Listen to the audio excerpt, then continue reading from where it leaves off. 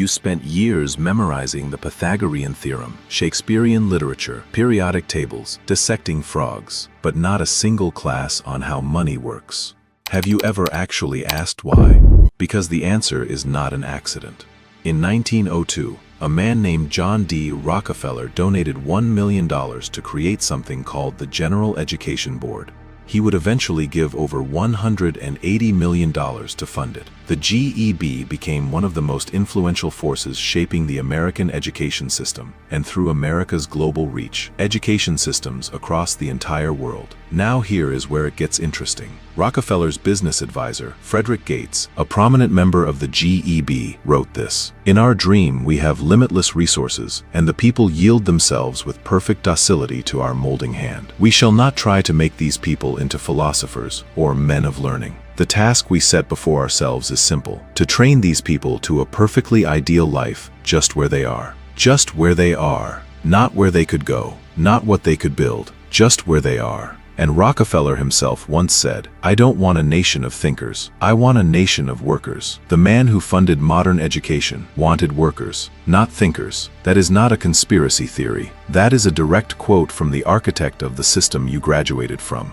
Now, before we make Rockefeller purely a villain, the full picture is more complicated. This was the early 20th century. America was industrializing at extraordinary speed. Factories needed reliable, disciplined labor. The economy genuinely required workers who could follow instructions, show up consistently, and perform repetitive tasks efficiently. Rockefeller wasn't entirely wrong for his era. He donated hundreds of millions to medical research, universities, and public health initiatives. The education system he helped design was not built out of pure evil. It was built out of a specific vision: a stable, productive industrial society. The problem is that vision is now 100 years old, and the world it was designed for no longer exists. The industrial age is dead, but we are still teaching children to be factory workers in a digital economy. Think about what that means in practice. You were trained from the age of 5 to sit down, follow instructions, perform repetitive tasks for 8 hours, and wait for someone to tell you what to do next. Then you graduated and entered a world that rewards exactly the opposite: originality, critical thinking, financial independence, ownership, none of which were on the curriculum. As Albert Einstein said, never confuse education with intelligence. Being highly educated often means being highly trainable.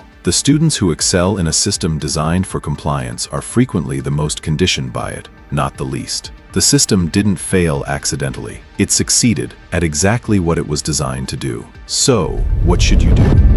You can wait for the system to change, or you can accept that it won't and take responsibility for your own financial education. Here is what that looks like in practice. 3 principles: simple, unglamorous, and more valuable than anything on a standard school syllabus. First, income is not wealth. Your paycheck is a tool, nothing more. The goal is not to earn more. The goal is to convert that money into assets, things that generate income while you sleep. A paycheck stops the moment you stop working. Assets don't. Second, not all debt is the same. There is debt that makes you poorer. Credit cards, car and bike EMIs. Those are liabilities that lose value the moment you drive off the lot. And there is debt that can build wealth, capital deployed into assets that generates more than it costs. The difference between those two categories is the difference between financial stagnation and financial growth. Third, compound interest is the most powerful force. $1,000 invested today at 15% annual returns over 20 years becomes over $15,000. You contributed $1,000. Time and compounding did the rest. Starting small today beats starting big someday.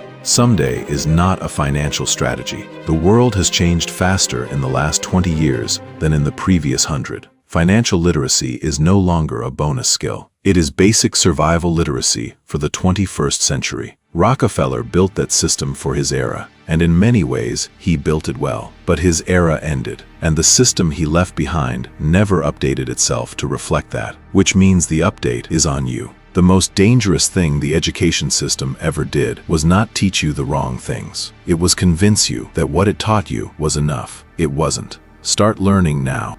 If you want to grow, start your rich arc journey by hitting like and subscribe. Keep grinding.